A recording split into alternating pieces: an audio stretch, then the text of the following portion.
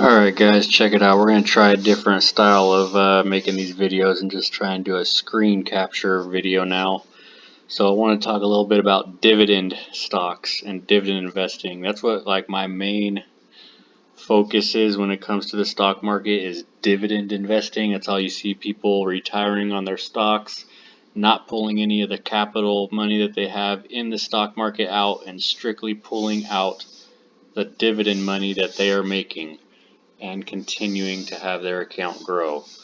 So when you're doing that, you want to look for what they call solid blue chip companies, I guess you can call them. Companies that aren't going anywhere. They're somewhat recession proof. They are somewhat coronavirus proof, whatever you want to call it. It's a bunch of different sectors. You got consumer staples, you got consumer cyclical, you got industrial, you got energy, you got real estate, all sorts of shit. So anyways, I use AT&T a lot in my examples because AT&T is one of my favorite dividend stocks. It's a pretty solid company. You'll hear a lot of people say, oh, AT&T is in a shitload of debt, and well, whatever. So yeah, they bought HBO Max, or they got HBO Max. They bought Time Warner, I think it is, that they bought. But they're doing pretty good at paying off all their debt in a relatively fast way, so I'm not too worried about it. So as you can see here, AT&T is currently at $29.84. If you look here, I've got 178 shares, so technically I could sell a call on this if I wanted to, but I'm not going to right now, and that's not really what this video is about, but I could sell a call on it if I wanted to. This one's about dividends. So scroll down a little bit, and you see here, dividend yield 6.9%. I would not suggest trusting this number on Robinhood. Most of the time it's inaccurate. You're going to want to look on a different source. Okay, following down, you got some news about it. It's always good to at least read the headlines and see what it is they're talking about. If anything sounds crazy, you might want to click it and read it. On Robinhood, it's got these analyst ratings. I definitely would not recommend going off of this.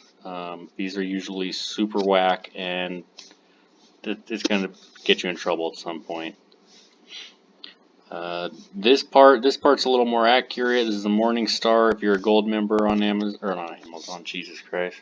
If you're a gold member on Robinhood, gives you this Morningstar rating. 1 star would be it's super overvalued or expensive to buy it. 5 stars would be it's a pretty good deal. 3 stars is its average deal, so on and so forth. They're saying the fair value is $37. Remember, right now it's $29.84. You can get a full report.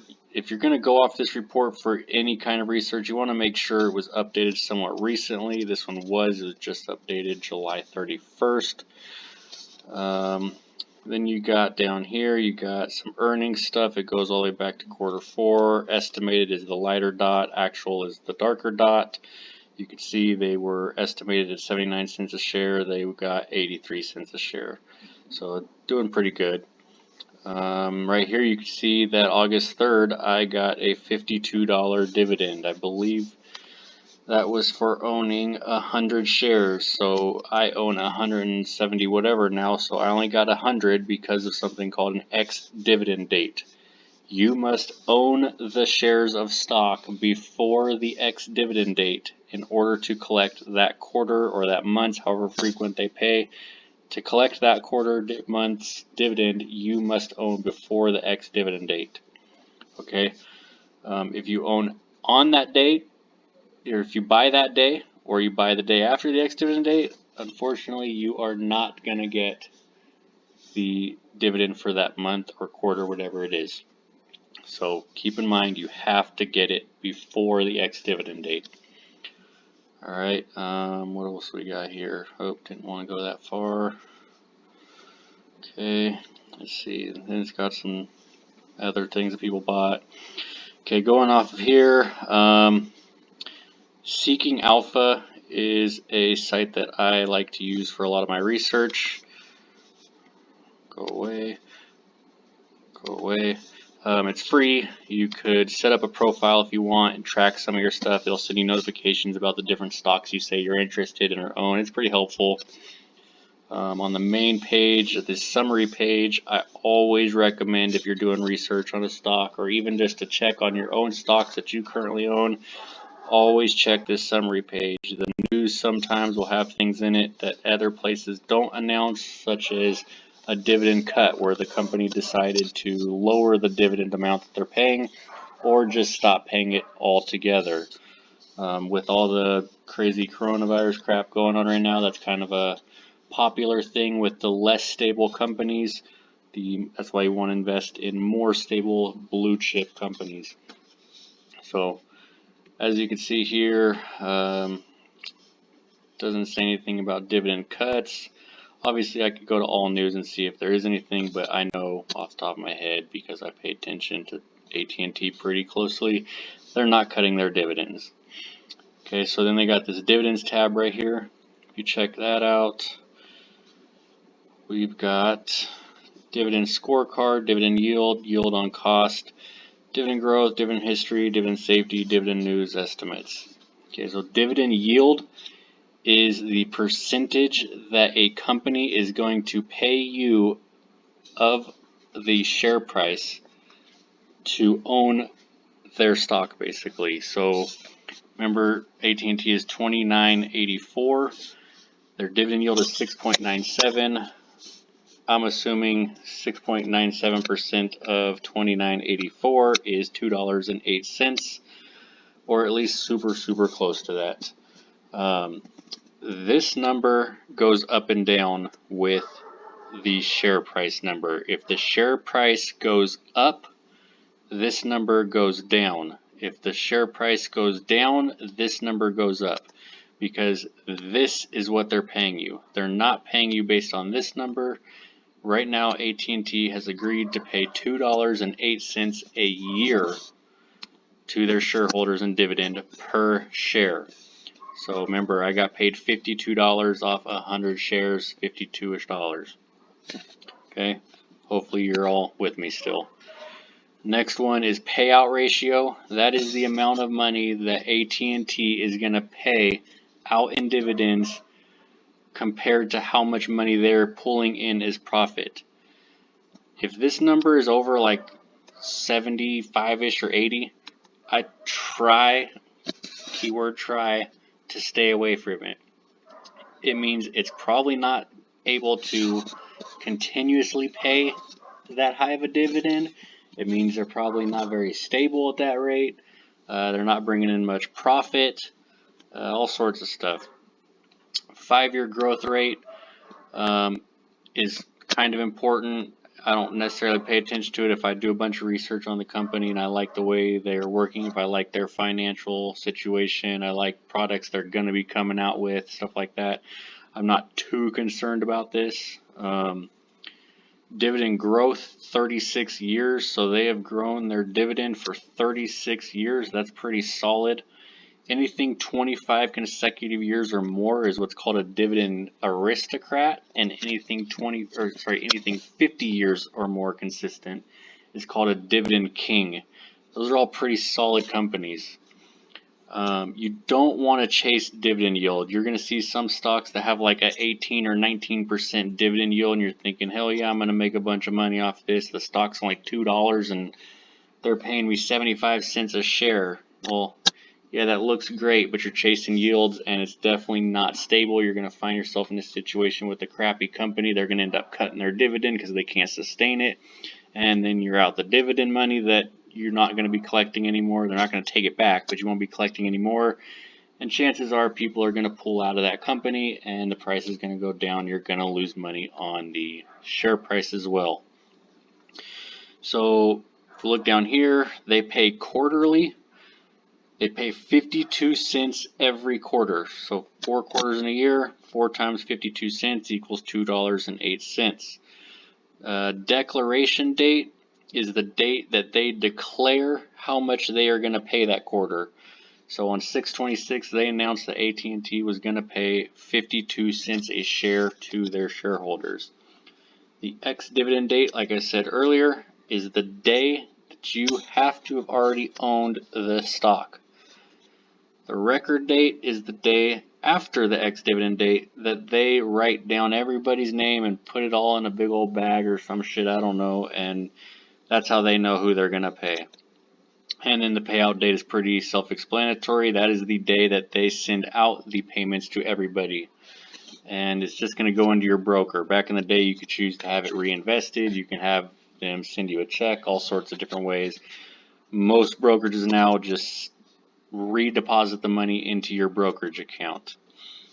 That's really all I'm going to go over on this for this video. I can get more in depth later. Let's look at some other ones though that people like and are pretty solid. So O Realty, or O is the ticker. Realty Income is the ticker. Is a pretty popular one. Look, if you look here, they got a 4.49% dividend yield. Again, you don't want to chase dividend yields, and anything around the 2.5 to say 3.5, 4 is pretty good. That's what you kind of want to stick around. Those are usually the safest ones. You start getting into like 7, 8, 9, 10% dividend yields, and they're a little riskier. Some of them are still pretty solid companies, like AT&T, I think was 6 point something or 7 point something. That's why I really like it. But they are also proving to be a solid company that has no plans on cutting that dividend. So they got a $2.80 payout per year per share.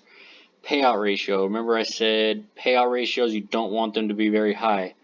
Well, Realty Income is a REIT, R-E-I-T, which stands for Real Estate Investment Trust. They are by the government forced to give out like 90-something% of their profit to their shareholders to avoid tax implications and a bunch of other stuff. So REITs are almost always going to have a super high payout ratio.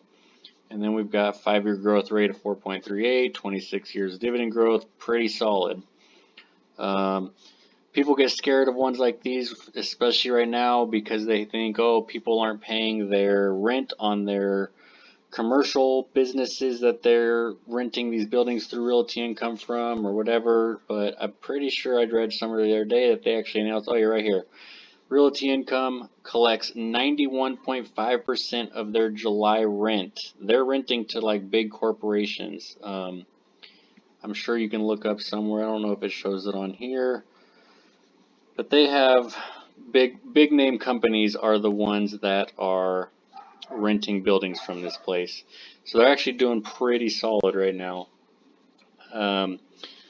Back to the dividends page though, forgot to show you. So 23 cents a share, but they pay monthly. So people like this because it's monthly money coming in. So declaration date was 7/13. Ex-dividend date 7/31. They paid on the 3rd, and their payout, or sorry, they recorded on the 3rd and they paid out on the 14th. So I'm guessing sometime around 9/14 they'll be paying everybody again. 10/14 they'll be paying everybody again, and they're pretty solid. They've been doing it for 26 years at this rate, so it's pretty good. And they actually increase their dividend pretty frequently. I think they've already increased their dividend twice this year, which is pretty impressive considering everything that's going on. You might see a dividend increase of, say, something like, oh, Realty Income increased their dividend by 1%, and it sounds like, holy shit, that's not very much. Now, they're not increasing this number by 1%. They're increasing this number by 1%. So I believe I don't remember what the percent raise was on their last dividend increase, but it only ended up being like 0.005 cents a share or something crazy. But they do it consistently, so it adds up. Let's see what else. On Robinhood, I don't know if you automatically get it. When I first signed up for Robinhood, I had to join a waiting list and wait for it. It took months to get because there was like 3 million people in line ahead of me on this list, and I finally got it. But it's called DRIP, Dividend Reinvestment Program. With DRIP on Robinhood, you can set up which companies you want to give give you your dividend, and then automatically reinvest it back into that company. So if you see here, August 3rd, they paid me $52. Well, that $52 got reinvested and bought me like 1 point something shares of AT&T. Now, if AT&T skyrocketed in price, I would probably turn Drip off, because then I'm overpaying, in my opinion, for AT&T, if that makes sense. Let's see if I can find another one that I can give you guys an example on.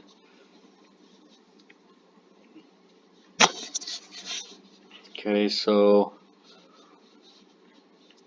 we got Coca-Cola. I have all of mine on Drip right now for the most part, because everything is pretty well priced right now. Nothing's too crazy right now. Let's see, do I have any monthly ones right now?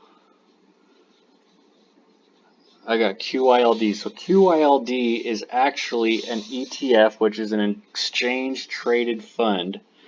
It's basically a basket of a shit ton of stocks all in one. And this fund actually makes its money by selling covered calls or selling options, is how this stock portfolio inside of Global X NASDAQ 100 covered calls works.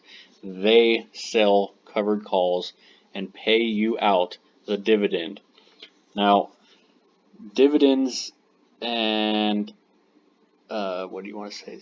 Dividends are taxed different than just about everything else. They are taxed as either qualified dividends or non-qualified dividends. Things like REITs are not qualified. You will be taxed at your normal income tax bracket for dividends paid out by REITs.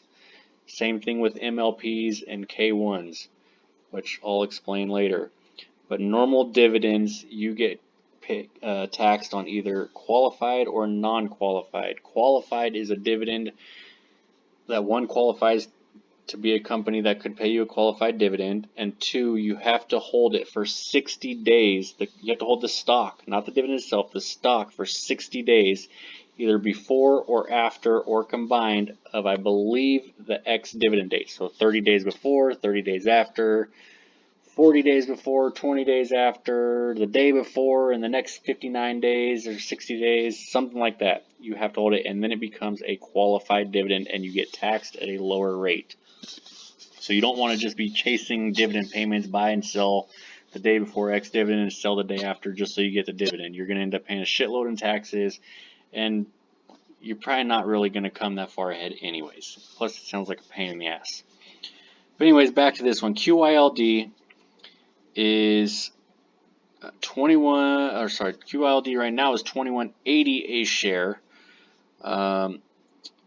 I own 502 shares because their dividend payout is something ridiculous, like 11%, which doesn't sound stable and goes completely against what I said of you don't want to chase dividends. Right now it's 10.92%, so this changes monthly. They pay monthly, which is awesome. This number changes monthly, and this number changes monthly, because remember, they are paying you based on selling covered calls, so it depends on how much money they make selling covered calls. If they make a shit ton, it's probably going to be around 11%. If they don't make much, it's probably going to be around 9%. It's been pretty consistent between 9.5% to 11.5%. If you look here, it's really 21 cents a share, 18 cents a share, 20 cents a share, 17 cents a share, 21, 21, 17, 22, 17, 17, 19, and so on. So it's a little up and down, but it is all pretty steady at the same time. I definitely have them reinvesting my shares. So this was, this was only off of 246 shares. And I made $52 in dividends that month. Okay, so now I have 500 shares. So when I get paid at the end of August, I'm going to make probably like $105, probably $106, maybe even $107 a month just in dividends. That's like $1,200 a year just from this company paying me. Yeah, I've got 11 grand, invested in them, but they're paying me $1,200 a year just to hold their company. Plus, if the price goes up, I'm making capital gains as well. Back to the tax thing though with this company and dividends and qualified and whatnot.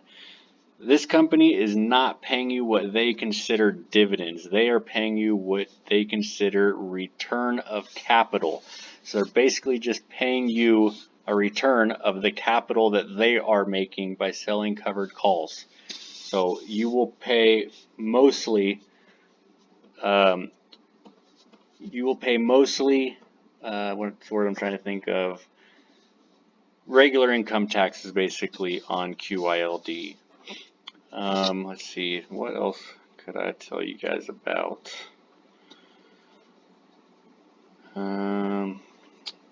Really the goal with dividend investing is, or the end goal I guess I should say, is you figure, I want $1 million, which sounds absurd, but it's really not that far-fetched. If you know what you're doing, you invest consistently, and you buy solid companies. But, if you're only 18 years old, and you start investing $100 a week right now, you're going to have a shit ton of money by the time retirement age comes. If you're 50 right now and you're depositing $100 a week, well, you'll still have some money, but unfortunately you ain't going to get to $1 million very quick, and who knows if you'll ever get there. But consistently investing money to get to whatever your goal is obviously not a terrible thing. But back to, so $1 million, if you were making 3% dividends on $1 million, you'd be making $30,000 a year in dividends. That's $30,000 for you to live off of every year without you touching your capital, or whatever you want to call it, of $1 million. Now, I think my current portfolio is paying me like 8.7% dividend yield with everything I've got in there, something like that, throughout the whole portfolio. If I only pull out 3%, which is the average, what every finance person you'll ever talk to recommends, is don't pull out more than 3% of payments every year to live off of in retirement. If I'm making almost 3 times as much of that in dividend payments, not only am I never going to touch my actual account value, but it's going to continue growing because it's paying me an extra almost 6% that's just getting reinvested and making me more dividends over and over and over again, just re-dripping that money back into more shares, which is in turn paying me more and more money. And this is probably like the easiest way to retire at any point, really. I mean, right now my goal is 40 and I'm 32, so I've only got 8 years, but it's not that far-fetched when you start thinking about it, and you just keep reinvesting and reinvesting and reinvesting, and you put as much money as you can in there. Now, there is obviously still risk. Coca-Cola could crash. This company who owns prisons, Geo, could crash. Energy Transfer did crash because everybody stopped transferring oil through pipelines. ExxonMobil crashed. They're at like 50% of where they were before March. British Petroleum crashed. Chevron's down from like $120 to where it used to be. SpaceX, that's kind of one of my spec plays, thinking Elon Musk is going to go to outer space, or I don't even remember if that's his company. It's one of those space companies where they're trying to take people to outer space. But anyways, Leggett & Platt, I'm sure you guys have heard of them. They're a super solid dividend company. They're the ones, if you've ever sat in a piece of furniture at a hotel, chances are Leggett & Platt made that piece of furniture. NIO, they are a Chinese electric car company. They don't pay dividends either, but they're another spec play that I'm kind of hoping turns into another Tesla play. AT&T, again, I love AT&T as a dividend play. Berkshire A, that is Warren Buffett's stock. That shit is $307,000 a share. I have like $20 in it just so I could tell people I own part of Berkshire. It's really pointless, honestly. PG&E is way down, but obviously they seem to light California on fire every once in a while, so I'm hoping if we can make it through a summer without fires, that'll go back up, at least back up to $20. I think it was at like 50 or 60 before all these crazy fires started happening. Oxford Square Capital, they're all right. They're just kind of a spec play, but they also pay a dividend. Mo or Altria is a tobacco company. They deal with tobacco, vape pens, cannabis stuff. So they're a pretty solid dividend company. UCO is a oil ETF. I'm very heavy in buying oil, refinery, energy stocks. A lot of people are scared of them because they are very volatile, but I've made a lot of money on them, so I'm going to continue buying them. Starwood, they are a REIT. They own a bunch of, I think, hotels and hospitals or something like that. They're doing pretty good. I think their CEO's name is Barry. He's a pretty cool guy. He posts a lot of funny memes and stuff, but he buys like 1 million shares of his own company every couple months. Pretty crazy. So I kind of follow him and believe in him. If he believes in his own company enough to dump enough of his own money into it, then why the hell not, right?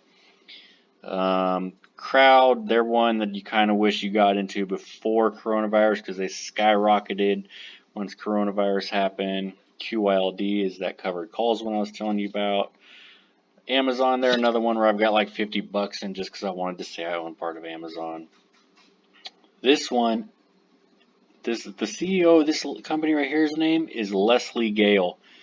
She really screwed me. She bought like $3 or $4 million worth of her own company, and I was like, holy shit, I should probably buy some at $11 or something crazy, because she bought hell of it. Maybe she knows something that I don't know. So I bought like 11 shares, and it dripped another half of a share almost with dividend reinvestment. Well, that shit's dropped like $3 since I bought it, so I don't like you, Leslie. VIG is one of Vanguard's ETFs. DGRO is another ETF. BST is an ETF. Remember, ETFs are companies or are stocks that are basically a basket of stocks. So I might pay $42 and it holds, well, let's see if it tells you how many it holds. BST holds, it's not a good one. It doesn't tell you how many it holds. Let's see if another one does. Anyways, there's ones like you can own SPY, which follows the S&P 500, follows all the 500 top companies in the S&P 500. But you're only going to pay like $300 for it. Obviously, you can't buy one share of every company for $300. So you get a small percentage of every company, and it makes them less volatile in a stock market crash, in a pandemic, in a downturn, whatever. It makes them less volatile because they're super wide range. I can't think of the damn word now. Diversified in all sorts of different stuff. That's another thing. You want to be super diversified in the stock market. You don't want to buy like $100,000 worth of Chevron, ExxonMobil, and British Petroleum and just be in these 3 refinery stocks that deal with oil, and then all of a sudden the oil market goes to shit like it did a couple months ago, and then you're out of all your money. You want to be super diversified in all the sectors and make your portfolio a little safer. But just going down through here, I mean, like Jets right here, Jets is an ETF. If you think, oh shit, all these plane companies are super sketchy right now, nobody's flying, doesn't sound like a good investment. I got into Jets for that reason. Jets is an ETF. Jets invests in both U.S. and non-U.S. companies involved with the airline industry, including passenger airline, aircraft manufacturers, airports, and terminal services companies. So they own a small portion of every airline, basically. They have stock in every airline, it looks like. So now I technically own a super small part of all these airlines that we all use. So it's a little safer. I'm not letting American Airlines crash and then I'm all out of my money. I have American Airlines that probably owns, who knows, a bunch of different airlines. Hopefully that makes sense. But I'd say 90% of my portfolio here is just safe dividend stocks. Obviously, there is, some super risky plays in here. LYG is like a European bank that who knows what the hell's going to happen with it. I got it because it was $1, I think $1.06 or something when I got it, and I just bought a shitload of shares, and I mean, it's only gone up, what, 36 cents, but 36 cents times 300 works out pretty good to me. But yeah, there's a whole bunch of shit. I could probably talk for hours on dividend stocks. If there's something else you guys want to know about it, let me know, and I will try and cover it. See you later.